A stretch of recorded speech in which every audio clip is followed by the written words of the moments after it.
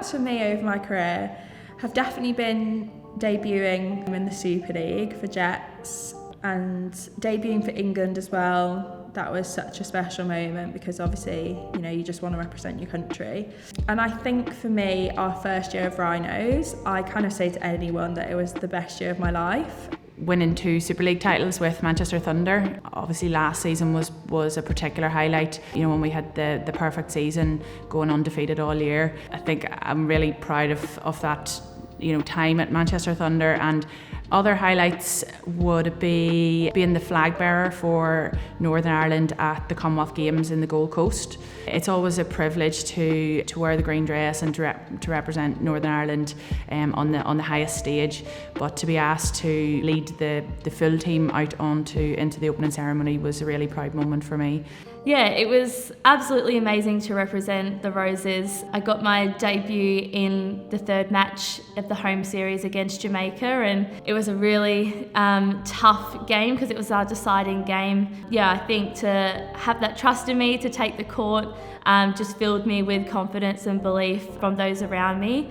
But yeah, it was just an incredible feeling and something that I'll never forget. And it was, I think early last year, I was watching the Roses on the TV and I actually had COVID and was doing my isolation at home and thought, I wonder if people over in the UK know that I am English. And I'd spoken to my club at the time and my mum, who always thought, why not just put yourself out there? Yeah, really grateful to have had the opportunities that I've had so far and absolutely loving being here in the UK with Leeds Rhinos. Yeah, I just think about what I was able to do as a female footballer compared to what I'm able to do now as a netballer. As a female footballer, I was given a contract that would enable me to just focus on football. I didn't need to get any other type of employment to support just covering bills. We don't make huge amounts of money out of it as a women's footballer, definitely didn't back then, but it was enough to cover bills that you didn't have to worry about doing anything else. You could wake up, you could eat well at the club, you could have an assessment with the physio every morning, you could have treatment every morning, because if you're training every day,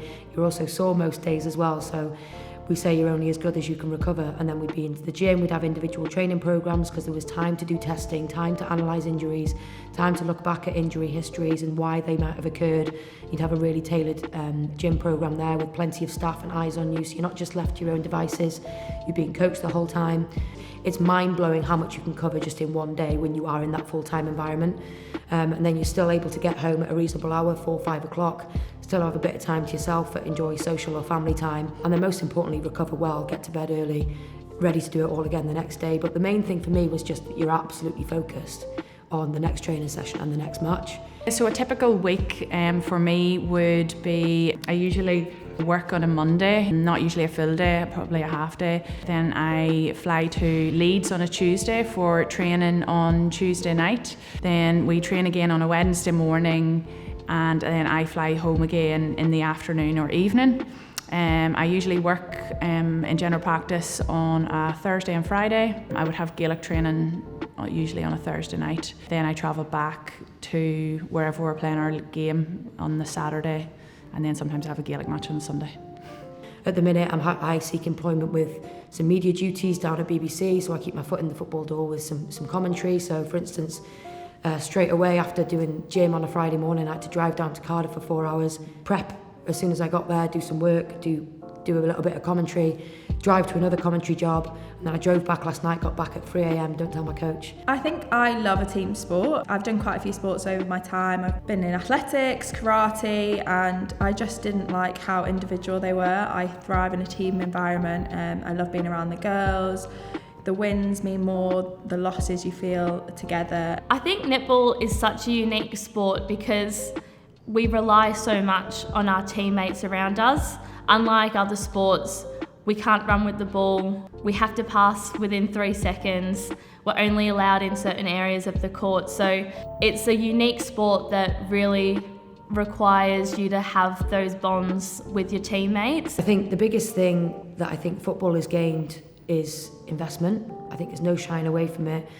They drew in a couple of big sponsors. I think there's been some really brave women players and coaches over the years actually just stand up for what they believe in terms of investment, coverage, facilities, kit, everything. They've just had the courage to be banging on the right doors, and they've not been deterred by no's along the way, and they've just kept banging, on the doors of their male counterparts. And I do think we rely massively on those allies, and I think that's what inspired me about this Leeds Rhinos journey is, there's such a legacy and iconic image behind that Leeds Rhinos badge from what they've achieved on the rugby field with their men's side, and it's really cool to me that they're seeing that they can branch out and apply it to different sports. I think for me, I like having the balance of both. I like that you can have the intensity of an elite sport environment during the week, but yet you can go to your day job and you can sort of take a break from that intensity. So much politics and so much off-court stuff that can kind of ruin the game. So having been in it from such a young age, there's definitely been dips and times when I've thought, this isn't really for me. When you just get to play netball and forget about everything else, it's just, you realise how much you do love it. Yeah, it'd be great to see the league take another step in that professionalism and provide the girls what they want, and that's just inevitably a bit more time to practice our trade.